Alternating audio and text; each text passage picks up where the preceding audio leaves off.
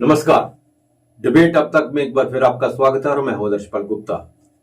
तीसरे चरण के चुनाव हो रहे हैं आज और आगे के चुनावों की तैयारियां जोरों शोरों से चल रही हैं। जम्मू कश्मीर में 2 चरणों के चुनाव हो चुके हैं। तीसरे चरण का चुनाव जो है वो छठे चरण में चला गया, लेकिन चौथे और 5वें चरण के लिए जो चुनाव होने जा रहे हैं उसमें सियासत तेज हो गई है।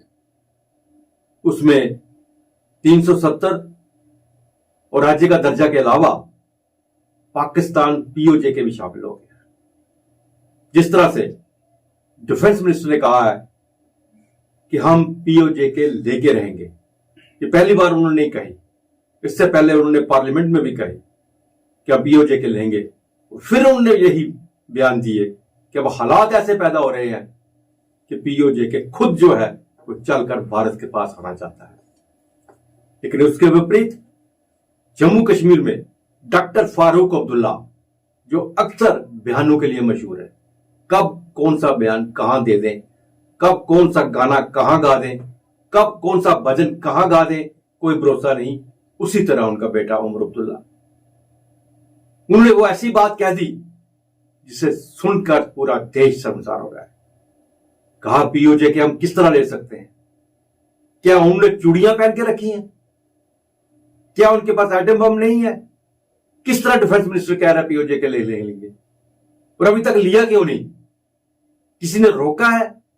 मतलब चुनावों के दिनों में ऐसी बातें कहना और बिना मतलब के चुनावों में पाकिस्तान की एंट्री करवाना, इस पर हम चर्चा करेंगे।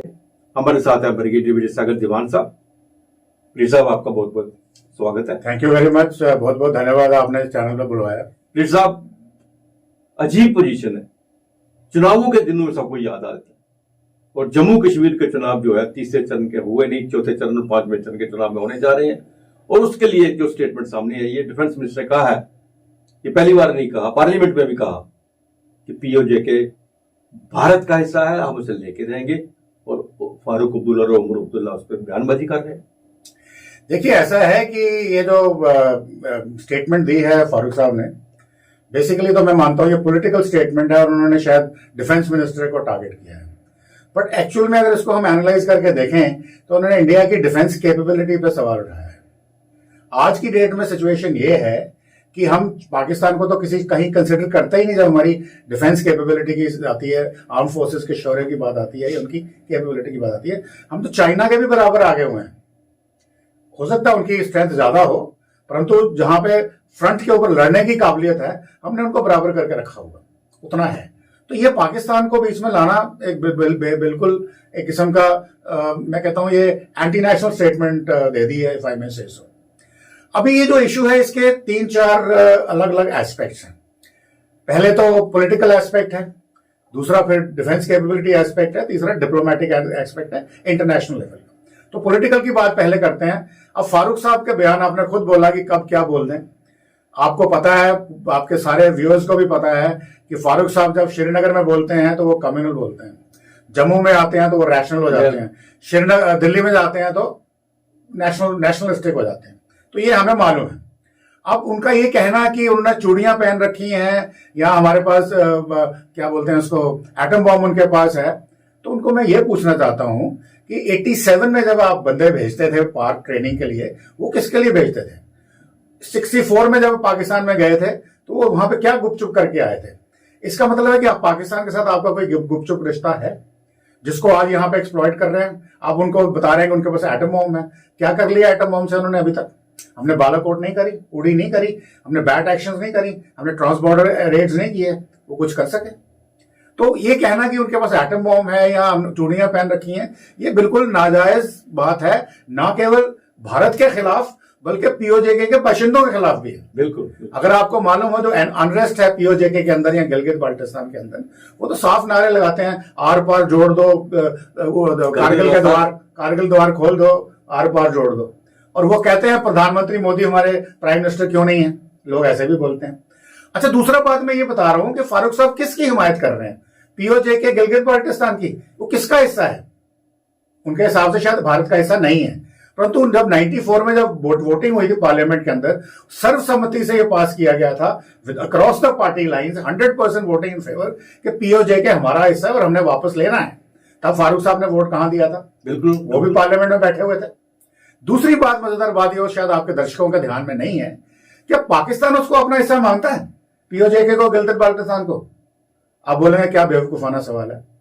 अब मैं सर आपसे ये बोलना चाहता हूं कि आप पाकिस्तान की कॉन्स्टिट्यूशन खोलिए, उसमें मुझे बताइए कहां लिखा हुआ है पीओजे के और गिलगित बाल्टिस्तान उनका हिस्सा है। उन्होंने उसको वेग रखा हुआ है, किस रीजन से, that is a separate issue, but officially constitution of Pakistan does not recognise POJK as well as Gilgit Baltistan as their part. तो फिर कहां की बात है? आई मीन ये लॉजिक अगर हो तो कहां की बात होती है? वहां का प्राइम मिनिस्टर अलग है, वहां की कैबिनेट अलग है, सब कुछ अलग है। तो सब कुछ अलग है। उनके जो रिसोर्सेज प्लंडर किए जा रहे हैं, डैमर बादशाह डैम बनाया है वो पाकिस्तान के इलाके में है, पर उसके साथ में गिलगित बाल्टिस्तान का नाम जोड़ के ये बताया गया कि क्योंकि उनको, ताकि उनको रॉयल्टी ना देनी पड़े। यानी कि उतने कई ऐसे मैं आपको किस्से गिना सकता हूं कि पाकिस्तानी ऑक्यूपायर्स एंड ऑक्यूपायर्स लाइक ब्रिटिश, जो आज शायद $53 ट्रिलियन हमें ब्रिटिश से वापस करने चाहिए जो उन्होंने हमसे 100 साल में जीता। तो ऐसा ही पाकिस्तान कुछ कर रहा है चाइना के साथ मिलकर। अब डिफेंसिव एस्पेक्ट्स की बात आती है तो उसमें मेरे को नहीं लगता कि अगर हम चाइना को बराबर कर सकते हैं तो पाकिस्तान को कोई मतलब नहीं है। अब आपने बोला वापस क्यों नहीं लाया अभी तक। अब मुझे 2014 के पहले की मैं बात करूंगा तो आप मुझे एंटी कांग्रेस बोलेंगे, मैं उसके लिए बात ही नहीं करूंगा। परंतु आज जो सिचुएशन ये है कि हम इंटरनेशनल लेवल पे, इस लेवल पे पहुंच रहे हैं हम कि वहां पे ऐसी कोई ओवर्ट या इवन कोवर्ट काम करने से वो शायद हमारे लिए वो ठीक नहीं है। परंतु हमारी जो एजेंसीज हैं, रॉ है या दूसरी सिक्योरिटी एजेंसीज हैं, इंटेलिजेंस एजेंसीज हैं, they are doing their work, there is no doubt about it. कहीं ऐसी कोई इफ आई मे से आपदा आ पड़ी कि पाकिस्तान को 4 हिस्सों में तोड़ना पड़ा या गिलगित बाल्टिस्तान वापस लेने की कोई ऐसी मजबूरी बन गई तो हम उसके लिए तैयार हैं। बिल्कुल सही कहा आपने, लेकिन इसके साथ साथ ये ठीक है, चुनावों के दिनों में यही बातें अक्सर आती रहती हैं। और मैंने तो यहां तक कह रहा हूं कि ये डॉक्टर फारूक अब्दुल्ला जो बयान है वो भी ऐसा लग रहा है जैसे वो फाइल पिक्चर चला रहे हैं कि वो कॉपी पेस्ट की। इससे पहले भी उन्होंने बोला, यही सेम बोले थे, तब भी उन्होंने कहा था इंटरनेशनल बॉर्डर इसे बना दो, पीओजे का जो LOC है पीओजे की, इसको इंटरनेशनल बॉर्डर बना दो, वो ले नहीं सकते, वो हमारा नहीं ले सकते, हम उनका नहीं ले सकते। हमेशा ही उनके दिलो दिमाग में यही बातें छाई रही है। लेकिन इसके साथ साथ हमें रीड साहब, मैं दूसरी तरफ भी आपको ले जाना चाहता हूँ कि यहाँ पे पुंछ राजौरी के अंदर आतंकवादी जो है वो अक्सर कोई ना कोई घटना घटते जा रहे हैं। इस साल में 3 बड़ी घटना घटी और पहली घटना जो है तीसरा हमला जिसको कह रहे हैं। 15-20 पहले भी एक आतंकवादियों ने उस वक्त ट्रक पे ऊपर किया था, 1 साल पहले हमारे जवान शहीद हो गए थे। 20 अप्रैल को किया, 5 जवान शहीद हो गए। 20 सितंबर को किया, 4 जवान शहीद हो गए। अब फिर एक सेना का जवान शहीद हो गया। मतलब मिलिटेंसी जो है, चुनावों को एक तरफ के, बहनों को एक तरफ करके हम बात करें, कश्मीर से बार बार आपसे हम यही बात की चर्चा करते हैं कि मिलिटेंसी जो है यहाँ पे शिफ्ट हो रही है। और जो हमारे पूर्व DGP हैं वैद, उन्होंने कहा कि 20 आतंकवादी जहाँ पे सरके हैं। 20 होते कितने, इतनी बड़ी सेना, इतनी सिक्योरिटी, इतना सब इंतजाम, क्यों नहीं उन पे काबू किया जाता? देखिए ऐसा है, मैं आपको थोड़ी सी बात यहाँ बताना चाहता हूँ कि इसमें कोई शक नहीं है कि आर्टिकल 370 हटने के बाद जो हमारा एंटी टेरर ऑपरेशंस हैं वो बहुत जबरदस्त मजबूत हुए हैं। क्योंकि पहले वो यूनिफाइड हेडक्वार्टर्स फंक्शन नहीं करता था, which are supposed to be chaired by the chief minister. और गवर्नमेंट ऑफ द डे उस दिन जो भी थे हुक्मरान, उनका ये रवैया होता था कि वो आतंकवादियों को बचाते थे, उनको शह देते थे। और पुलिस या CID वगैरह की जो लोकल स्टेट एजेंसीज हैं उनको परमिशन नहीं थी उनके ऊपर कार्रवाई करने की, और सेंटर की जो एजेंसी थे उनको भी ऑपरेट नहीं करने देते थे। अब वो हो रहा है। तो सबसे पहले जो है उन्होंने अपने अपने टैक्टिक्स चेंज करने शुरू किए, आपको मालूम है उसके बारे में। और जहां तक राजौरी पुंछ की बात है, 2002 से लेकर के 2022 जनवरी तक ये इलाका पीसफुल था। यहाँ पे आतंकवाद ऑलमोस्ट खत्म हो चुका था। सो मच सो की जो सेना की फॉर्मेशन थी उनको निकाल के चाइना बॉर्डर पे भेजा गया था। बट जनवरी 2022 में जब ये अपना डांगरी होता है, उसके बाद बट्टा दूरियां होता है, फिर कांडी होता है, तो वो एक शिफ्ट थी। क्योंकि चाइना को लगा कि भारत ने जो चाइना बॉर्डर के ऊपर लाइन ऑफ एक्चुअल कंट्रोल के ऊपर अपनी पैठ बनानी शुरू कर दी है। उन्होंने बोला, पाकिस्तान को बोला कि आप यहाँ पे शुरू करिए ताकि ये फोर्सेज है वहां से निकल के इधर आए, और वो काफी हद तक उसमें कामयाब भी रहे। परंतु जहां से सिक्योरिटी फोर्सेज का ताल्लुक था, उन्होंने अपनी स्ट्रैटेजी चेंज करी तो इन्होंने भी चेंज कर दी। जिस तरह से उन्होंने कहा कि इस साल 3 हमले, भाई I'm coming to that, तो तीनों के तीनों जो हमले एक जैसे ही है। मैं उसी में आ रहा हूँ, चेंज ऑफ स्ट्रैटेजी जो मैंने बोला ना। तो नेक्स्ट फिर पाकिस्तान में इलेक्शन थी, तो फिर उन्होंने सोचा कोई ऐसा कुछ करो कि अभी तक तो चाइना फैक्टर था, एक आधी फॉर्मेशन मूव कर भी गई हुई है, और उन्होंने बोला कि अब इलेक्शन है, इंडिया पे अटैक करो, टेररिस्ट अटैक करो, इंडिया आपको कहीं बालाकोट या उड़ी जैसी कोई घटना करेगा तो हम पूरे अवाम को बोलेंगे कि देखो इंडिया एग्रेसर है। वो भी इंडिया ने बचा लिया। अब आई अपनी इलेक्शन की बारी। अब देखिए, अब टैक्टिक्स चेंज हो चुका है, बिकॉज सिक्योरिटी फोर्सेस को मालूम है पाकिस्तान ने कुछ करना है, तो अब बड़ा हमला करना इम्पॉसिबल है। पर एक आदमी से अटैक कराना, 2 से अटैक कराना, हाइब्रिड टेररिस्ट है या स्लीपर सेल है या ओवरग्राउंड वर्कर है या उनका कोई सिंपथाइजर है, अब उस बंदे ने चाहे उसको डर के, चाहे रेडिकलाइजेशन से इस्लाम का नाम लेकर के या उसको पैसा दे करके या उसको गन पॉइंट की नोक पे भाई तू जाके ये एक्शन कर। अब सिक्योरिटी फोर्सेस के लिए प्रोफिलेक्टिक सिक्योरिटी ही दे सकते हैं, इंडिविजुअल को नहीं दे सकते। उसमें 1-2 घटना, छुटपुट घटना, छोटी मोटी, जैसे आपने 4 का जिक्र किया, ये सब इलेक्शन रिलेटेड है। तो मैं कहता हूं ये भारत के लोकतंत्र पे सीधा सीधा हमला है। किसी तरीके से यहाँ पे इलेक्शन, इसमें फियर साइकोसिस क्रिएट किया जाए, और फियर साइकोसिस से लोग इलेक्शन में वोट देने ना जाए, और वोट देने नहीं जाएंगे तो हम दुनिया को बताएंगे, देखिए भारत के जो कश्मीर के लोग हैं वो भारत में विश्वास नहीं रखते। तो ये जो इसकी चीज है, ये हमने इसको फॉइल कर देनी है। उसलिए आपने देखा रजौरी पुंछ कंस्टिट्यूंसी की आज इलेक्शन होनी थी तो उसको पोस्टपोन कर दिया गया। अब मेरा ये मानना है, मतलब ये पॉसिबिलिटी हो सकती है, ये पोस्टपोनमेंट जो है ये सिक्योरिटी फोर्सेस की असेसमेंट के ऊपर हुई है। परंतु बहाना, लकीली भगवान भारत के साथ है, तो बहुत सारे फ्लड्स आए, क्लाउड बर्स्ट हुए, तो बता दिया गया कि कनेक्टिविटी की प्रॉब्लम है, इसलिए हमको करना पड़ा बिकॉज ऑफ बैड वेदर। जो बैड वेदर 4-6 दिन में खत्म हो गया, आपने महीना क्यों पोस्टपोन करने की। तो इस किस्म की मैं ये मानता हूं कि सिक्योरिटी फोर्सेस इस वक्त पूरे फुल फोर्स में है, उनके ऊपर कोई नेगेटिव प्रेशर कोई नहीं है, और जीत हमारी हो रही है। और बिल्कुल सही कह रहे हैं, लेकिन एक तरफ हम पाकिस्तान को किसी गिनती में नहीं लाते, कहते कुछ है ही नहीं, मामूली सा देश, हमारे 4 घंटे में हम करें तो नक्शे से मिटा देंगे। दूसरी तरफ से ये हर तीसरे दिन उनका 1 साल में 3 हो जाने, और कम से कम इतने जवान हमारे शहीद हो जाने, बहुत बड़ी बात है। कोई लड़ाई नहीं, कोई बॉर्डर खुला नहीं है, तो प्रॉक्सी वारपेज में हमारे जवान शहीद हो रहे हैं। नहीं, आपका पॉइंट बिल्कुल जेन्युइन है, बल्कि मेरी तरफ से आप सारे दर्शकों को और उनके परिवार वालों को, उनके दोस्तों को श्रद्धांजलि देते हैं उनको, ऐसी कोई बात नहीं है। परंतु ये है कि पाकिस्तान का जो स्ट्रक्चर है, हम वहां पे आप बोलते हैं कि उनकी माली हालत खराब है, IMF टीम बैठी हुई है, सऊदी अरेबिया से उनके जो मोहम्मद बिन सलमान है वो भी इस वक्त अपनी टीम लेके पाकिस्तान में बैठे हुए हैं। परंतु जहां तक ये टेररिज्म का सवाल है, कश्मीर का सवाल है, ये कंट्रोल करती है ISI और आर्मी, और जो इस पे खर्चा होता है वो पाकिस्तान के बजट का खर्चा नहीं है। ये जो कैनबीज की खेती करते हैं ये खैबर पख्तूनख्वा में या अफगानिस्तान बॉर्डर के ऊपर, बल्कि that is the bowl of the world narcotic trade का वो बोल है। दुनिया भर का जो 90% नशा है वो वहीं पे पैदा होता है और वहीं से दुनिया भर में फैलता है। तो ये जो पैसा है वो कंट्रोल करती है ISI।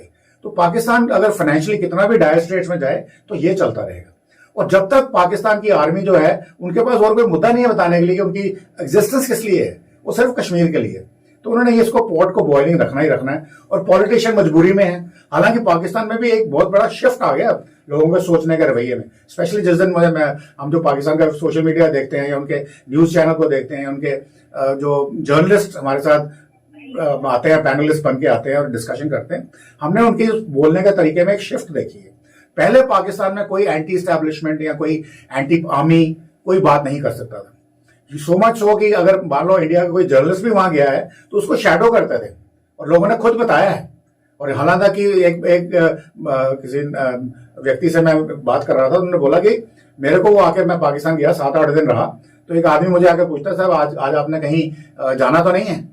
तो भाई तेरे को तू कौन है, क्यों पूछ रहा है? कहता सर मैं आपको शैडो कर रहा हूँ, ISI का बंदा हूँ, और अगर मेरे घर में शादी है, अगर आपने कहीं जाना नहीं है तो मैं शादी अटेंड कराता हूँ। तो ये हालत वहां थी। जर्नलिस्ट जो, अगर मान लो किसी ने एंटी आर्मी बोला तो उसको गायब कर दिया। इमरान खान साहब के जो अरेस्ट में दंगे हुए, कोर कमांडर के घर पे हमला हुआ, आर्मी हेडक्वार्टर के ऊपर हमला हुआ, ऐसा कुछ सोच नहीं सकता था। और during the discourses on the national television और सोशल मीडिया, तो वहां पे वो लोग खुल के बोलते हैं कि हमारा प्रधानमंत्री मोदी जैसा क्यों नहीं है, यहाँ भारत इतनी तरक्की कर गया, हम कहाँ कश्मीर के चक्कर में फंसे रहे। और बल्कि वो कश्मीर को हम इस्लामिस्ट मानते हैं, पर कश्मीर में और चेंज आ गई है। अभी मैं थोड़ा दौरा करके आया हूँ पिछले 2 हफ्ते पहले, और मैं एक मजेदार शिफ्ट मैं आपके दर्शकों को बताना चाहता हूं कि जब बुरहान वानी कैसे टेररिस्ट बना, वो कोई आतंकवादी था, वो एक यंग लड़का था जो एक खाकी अपना फटीक्स पहनना चाहता था और वेपन के साथ फोटो खिंचाना चाहता था। तो वो उसने सोशल मीडिया पर डाली और रातों रात शेयर बन गया। तो उसमें थोड़ा सा जोश में आ गया, उसने 2-3 बंदों को मारा, 1-2 वारदात भी करी, बट फाइनली वाज न्यूट्रलाइज।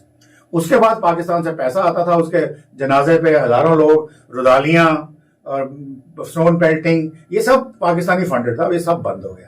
और मैंने यूथ से बात की है, कुछ अपने पुलिस वालों से भी बात की है, उन्होंने क्लियरली बताया कि सर यूथ को अभी समझ में आ गई है, राजौरी, पुंछ, जम्मू कश्मीर, भद्रवाह, डोडा, किश्तवाड़ एरिया के अंदर, कि अगर आप आतंकवादी बनेंगे तो आपकी जो लाइफ है वो 2-3 हफ्ते से ज्यादा नहीं बची है।